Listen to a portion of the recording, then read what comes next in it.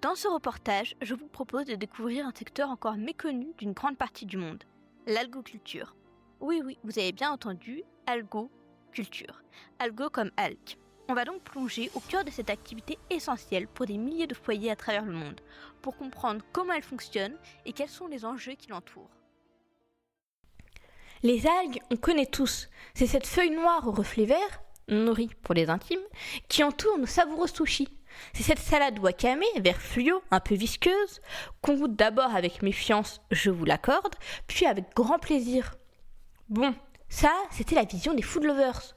Pour d'autres, les algues sont plutôt synonymes de plage pestilentielle et surtout de frissons de panique ou de dégoût quand elles viennent nous toucher. Mais dans ce reportage, vous allez découvrir que les algues, c'est bien plus que cela. Vous allez découvrir que c'est un monde à part, avec sa propre histoire, sa propre population et surtout ses propres mystères. Tout d'abord, ce monde, il est constitué, selon notre connaissance actuelle bien évidemment, de 35 000 espèces. C'est 5 fois plus que les mammifères.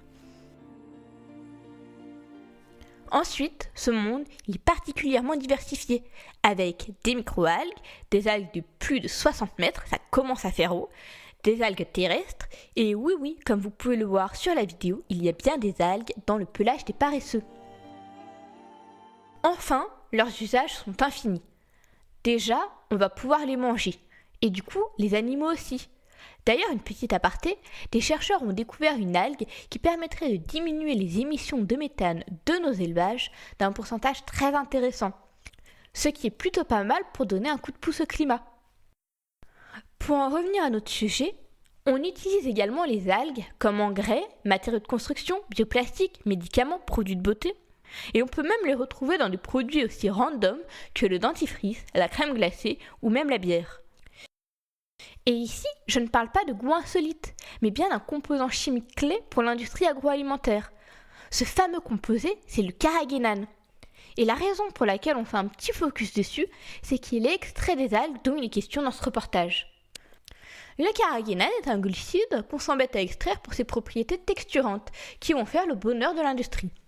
De notre côté, en tant que consommateurs, nous le connaissons sous le doux nom de E407 sur les étiquettes de nos produits de consommation. Le carragénane, il est discret, mais il pèse sur le marché mondial avec ses 1,36 milliards de dollars. Et bien qu'il soit controversé pour ses possibles impacts sur la santé, la recherche s'efforce d'en apprendre un peu plus à son sujet pour maintenir la filière. Et maintenant, si on est logique, avec un produit aussi important, il faut bien le produire de manière régulière et en quantité. Mais en fait, comment ça se passe la production d'algues ? Est-ce qu'il existerait des fermes avec des fermiers qu'on pourrait appeler algoculteurs ? Est-ce qu'on ferait pousser les algues en mer comme on fait pousser du blé sur terre ? Est-ce qu'on utiliserait une parcelle avec des intrants ? Est-ce qu'on suivrait un itinéraire technique ? Pour découvrir l'algoculture, je vous propose un voyage en Asie du Sud-Est, direction les Philippines. Au-delà de ces paysages de cartes postales, cet archipel est le berceau de 2 algues clés pour la production de carragénane. Ce sont les espèces Caphaficus et Euchema. Pendant plus de 40 ans, les Philippines ont été les premiers producteurs mondiaux de ces 2 espèces. Mais il y a environ 20 ans, elles ont été dépassées par l'Indonésie, qui a depuis connu une croissance exponentielle grâce à des conditions climatiques plus favorables et peut-être aussi à une gestion de l'espace côtier plus adaptée, en partie facilitée par sa superficie plus vaste. Les Philippines avaient également enregistré une forte croissance jusqu'en 2011, année où une maladie a porté un coup dur à la production, qui n'a depuis jamais retrouvé ses niveaux historiques. Aujourd'hui, la culture de ces algues reste une activité traditionnelle et essentielle pour les habitants des côtes. Donc oui, l'algoculture est bien une activité agricole où on cultive dans des fermes, mais en mer. Et non, je vais couper court à votre imagination, il n'y a pas de tracteur marin. Mais minute, avant de cultiver, il faut un terrain, non ? Est-ce que ça veut dire qu'on peut acheter des morceaux de mer ? Eh bien non, pas tout à fait. Aux Philippines, ce sont les autorités locales qui délivrent des permis d'exploitation. Il n'y a donc pas de notion de propriété foncière, mais plutôt une sorte de bail marin. Une fois la zone de culture choisie, on va pouvoir installer notre ferme. Quand on parle d'installation en algoculture, on veut plutôt dire la mise en place du matériel de culture. Imaginez donc un jardin suspendu en mer. La ferme est installée en eau assez peu profonde, avec une sorte de structure ancrée qui maintient les lignes de culture. Cette structure, c'est juste des cordes solides avec des ancrages faits de piquets de bois ou de barres de fer. Les lignes de culture, quant à elles, sont espacées d'environ 50 à 100 cm et on va fixer les algues tous les 20 à 30 cm. C'est vraiment le même principe que celui de planter des salades en fait. Pour compléter cet ensemble, des flotteurs en plastique ou polystyrène permettent de maintenir les algues proches de la surface afin qu'elles aient accès au soleil. Pour la photosynthèse, ça reste des plantes. La ferme que je viens de vous décrire est en fixed top bottom. C'est la méthode la plus utilisée en algoculture et elle a été déclinée en de nombreuses variantes à travers le monde. Au cours des dernières années, d'autres techniques de culture ont été développées et peuvent inclure d'autres matériaux comme du bambou ou des filets. En termes de conditions de culture, les algues ont leurs petites exigences. Et honnêtement, quand on sait que leur taux de croissance journalier est de 3 à 4%, alors que le blé rame de 0,5 à 1%, eh bien on se dit qu'elles peuvent en avoir quelques exigences. Mais pas d'inquiétude, les besoins des algues ne sont pas extravagants. Du soleil pour la photosynthèse, de l'eau salée assez calme à 27-30 degrés et un pH pas trop acide. Concernant leur nutrition, les algues copient les plantes terrestres en requérant azote, potassium, phosphore. Bref, le classique NPK.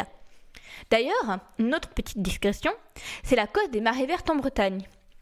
Les résidus d'engrais arrivent en mer et vont donc nourrir abondamment les algues qui s'y trouvent. Elles vont ensuite pouvoir proliférer. C'est comme si on se plaignait de la présence de rats, mais qu'en même temps on les nourrissait. Les algues peuvent se reproduire sexuellement ou par bouturage. Et comme c'est plus simple, on va cloner à tour de bras. Ces petits bouts d'algues, qu'on appelle propagules, viennent en général de la culture précédente. Après la multiplication végétale, donc, les fermiers accrochent les propagules sur les lignes de culture, avant d'aller les installer en mer.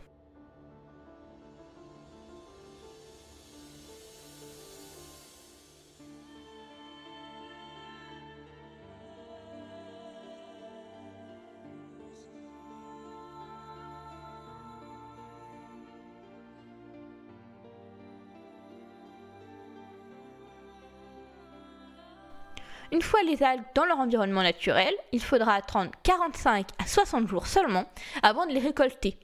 Mais en attendant, attention, pas question de se tourner les pouces, car elles ont des ennemis bien pugnaces dont il faudra les protéger. L'ennemi biologique numéro 1 des algues est le syndrome de lysis. Les thalles ou les tiges, selon notre jargon terrestre, blanchissent et deviennent friables.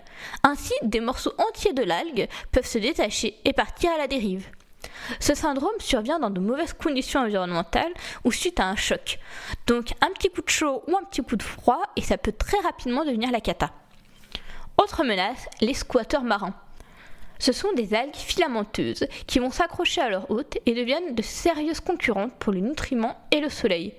Mais le plus grave, c'est quand elles pénètrent à l'intérieur des thalles et transforment ainsi la relation de colocataire concurrentielle en relation parasitaire. Contre tout cela, une seule solution, l'opération nettoyage. Les cordes, on frotte. Les flotteurs, on frotte. Les algues, on frotte. Et on recommence le bichonnage régulièrement jusqu'à ce que les algues soient suffisamment dodues pour être récoltées. Certaines repartent alors en bouturage et les autres sèchent au soleil. En théorie, cela prend 2 à 3 jours, mais évidemment, si les conditions météo ne sont pas d'humeur, cela peut prendre un peu plus de temps. Une fois les algues bien sèches, les producteurs vont les vendre à des intermédiaires. En fait, aux Philippines, il y a plus de 2000 îles habitées. Et même s'il n'y a pas de production sur chacune d'elles, il faut un sacré réseau de récolte pour en venir à bout. D'où le rôle crucial des intermédiaires, qui permettent un débouché aux foyers les plus isolés. Sauf que l'intermédiaire peut aussi être isolé, ce qui n'est pas très pratique. Il va alors vendre à un autre intermédiaire, et ainsi de suite jusqu'aux transformateurs ou exportateurs finaux. Dans les faits, la structure de la filière est un peu plus variée que cela. Il peut y avoir des coopératives ou bien des entreprises partenariales, mais globalement, on reste sur une filière fragmentée.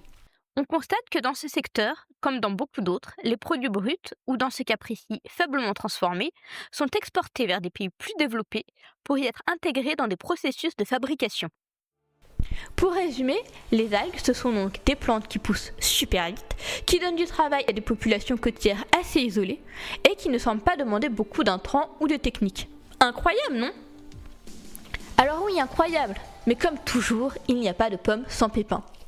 Comme premier pépin, on pense tout de suite à la pollution plastique qu'on a vue dans ces vidéos. Bon, on s'accordera pour dire qu'on est loin des mers de plastique du sud de l'Espagne. Mais tout de même, les cordes sont en plastique et les flotteurs sont en plastique, et parfois même en polystyrène, ce qui est pire. Et malheureusement, les réseaux de collecte de déchets ne sont pas très développés. Et avant cela, les lignes peuvent se détacher et se perdre dans l'océan. Et encore avant, le plastique va se dégrader en micro et nanoplastiques. Donc oui, l'algoculture pollue. Mais si on prend un peu de recul, cette pollution, elle est générée par des populations côtières se déplaçant peu, ayant peu, voire pas d'électroménager, ne prenant pas l'avion, et qui exercent manuellement leur activité. Ainsi, la pollution plastique due à l'algoculture peut être assez relativisée. Un second pépin est que l'algoculture est une culture fragile, qui est dépendante des conditions climatiques. Une mer agitée, un vent trop fort, un soleil brûlant, et c'est toute une culture qui peut littéralement partir à la dérive, ou attraper des infections ou des maladies. Et le pire, c'est que tout cela, ce n'est rien face au seigneur des fléaux, qui est le typhon. Et quel pays est en première ligne? Les Philippines, bien sûr. Comme si ce n'était pas suffisant, les fermiers aussi sont fragiles. Ils n'ont pas les moyens financiers ou techniques de protéger leur culture ou de prendre une assurance, et sont donc complètement vulnérables face aux caprices de la nature. Certes, l'algoculture n'est pas l'activité la plus safe, mais elle présente d'autres avantages non négligeables. Le premier est que l'activité est accessible d'un point de vue technique et économique. Il s'agit donc d'une source de revenus précieuse pour les populations côtières qui n'ont pas beaucoup d'autres alternatives. Before, when I work as a secretary in Cebu, so I think my net income is so small. I can provide my needs even if I don't have children yet. So, but now I do service farming. So, I build a house, a pump boat. So, let me say I can provide my children for their needs, especially for the education, for their clothing, and for everything. Financially, farmers are earning well. They're earning better than fishers. Seaweed farming provides them a stable income with less risk because they don't have to go out to deeper seas to earn for a living. Le second avantage est que cette activité est accessible aux femmes. Et dans une société où elles restent traditionnellement à la maison à s'occuper des enfants, cette activité agricole, qui peut en partie se faire depuis le foyer, est un excellent prétexte pour acquérir une certaine autonomie financière. Et ça a tellement pris que les femmes représentent aujourd'hui plus de la moitié des travailleurs du secteur. La plupart de ces femmes travaillent dans leur ferme familiale, mais certaines, et ne vous inquiétez pas, c'est aussi le cas de quelques hommes, ont réussi à développer leur activité à un niveau supérieur, en embauchant des salariés à plein temps par exemple. L'algoculture, malgré ses imperfections, est donc un secteur bénéfique pour de nombreux foyers, que ce soit aux Philippines, mais également pour d'autres populations côtières partout dans le monde. Mais aujourd'hui, cette activité est de plus en plus menacée. Et il est temps de parler du réchauffement climatique, qui est une triple menace pour l'algoculture aux Philippines. D'abord, la hausse des températures. Before, the rainy season is in June, June to December. But now, in June, a month of June, we are still in a summer or so hot. The weather conditions are changing. Actually, there are a lot of changes. The temperature rise, and then we cannot predict the season. We cannot predict the season. Sometimes even we call it now that this is rainy season, but sometimes it's very shiny. It's very sunny. Ensuite, l'acidification des océans, et enfin l'augmentation de la fréquence et de la violence des typhons. How many typhoons do we have in a year? An average of 22 typhoons. And since there was this climate change, the intensity of typhoons become higher and higher. And the frequency of typhoons is becoming more and more. Before, we cannot experience super typhoon, but now I think even if the category is not super typhoon, but the effect is so super. Okay. Like strong winds, heavy rains, like that. Ce cocktail explosif risque de favoriser les maladies et de faire chuter les récoltes. Et malheureusement aujourd'hui, Capaficus et Eukema ne sont pas du tout prêtes à affronter ces changements, bien au contraire. Rappelez-vous, on a dit que la reproduction se faisait majoritairement par clonage. Between 1965 to 1970, that was the start of the experimental years of Eukema Capaficus farming in the Philippines. And the first single plant came from the wild, and it was domesticated, So, domesticated through vegetative propagation, which means that from one single plant, you keep on cutting and cutting every 45 days. Donc le génome est partout le même. Or, sur Terre, c'est quelque chose qu'on a bien compris. Une culture avec peu de variabilité génétique, c'est mauvais pour la résilience. Eh bien en mer, c'est exactement le même principe. Un second élément paraît familier, c'est qu'ici, il n'y a qu'une seule espèce et variété par ferme. C'est donc bien de la monoculture version algues. Donc oui, les algues sont particulièrement vulnérables face au dérèglement climatique. Mais maintenant qu'on sait ça, qu'est-ce qu'on fait ou qu'est-ce qu'on devrait faire pour préserver la filière et même l'améliorer ? Évidemment, des tas de choses sont possibles. On l'a bien compris, et d'abord il faudra apporter un petit peu plus de variabilité génétique. Et ça, c'est le rôle des pépinières, des labos soutenus par de grandes entreprises ou des institutions gouvernementales. Mais pour l'instant, ça reste assez peu développé et donc peu accessible pour les fermiers. As early as 2012, the Bureau of Fisheries and Aquatic Resources introduced tissue culture. But of course, we cannot provide everything or all the needs of the farmers to 300,000 farmers because the capacity of BFAR is still small. And the thing that we found out is that between a tissue cultured and a vegetative seedlings, this tissue culture grow faster, cleaner, not susceptible to diseases compared to the repeatedly vegetative propagated. Dans la même idée, on parle de plus en plus de polyculture. Pas seulement avec plusieurs espèces d'algues, mais aussi avec d'autres bestioles marines plutôt sympathiques qui pourraient être complémentaires. C'est un peu délicat car c'est vivant tout ça, et on ne peut donc pas faire ce qu'on veut. Mais l'idée et les expérimentations sont bien là. Sinon, on peut carrément aller chercher d'autres algues mieux adaptées aux conditions futures. Rappelez-vous, il en existe 35 000 espèces, et on tourne grosso modo en boucle sur 2. Statistiquement, on peut faire mieux. Toujours dans la famille résilience, parlons des stimulants. Aujourd'hui, les fermiers n'utilisent pas d'engrais, mais la recherche s'acharne sur un biostimulant à base d'extrait d'algues brunes. Les fermiers ont juste à tremper leurs propagules dans une solution et les voilà en armure face aux maladies. Et ça fonctionne en plus de booster la croissance, mais sa mise à l'échelle reste encore un défi majeur. En laboratoire, ça semble donc remuer un peu, mais qu'en est-il sur le terrain ? Est-ce qu'on va bientôt avoir des tracteurs marins ? Eh bien ça se développe, mais ne nous emballons pas et restons concentrés sur nos petits fermiers philippins. Ici, des expérimentations dirigées par des organisations locales ou internationales se mènent sur des structures innovantes, conçues pour maximiser la production et résister aux forces de la nature. Cependant, beaucoup de fermiers ne peuvent pas en profiter à cause du coût. En même temps, c'est assez compliqué de faire quelque chose de moins cher que des cordes et des boustecs plastiques usagés. Bien que les fermiers ne fassent pas d'innovation concernant la structure, on retrouve les plus ambitieux ou audacieux d'entre eux tenter d'améliorer l'itinéraire technique et de l'adapter à leur propre contexte. Pour conclure ce reportage, l'algoculture a ses limites, ses défis, ses bouts de plastique qui flottent. Et pourtant, le potentiel de l'activité est énorme, car au-delà de tous ces avantages que nous venons de voir, les algues poussent là où les autres cultures ne le peuvent pas. Une énorme opportunité pour nos 356 000 km de côte.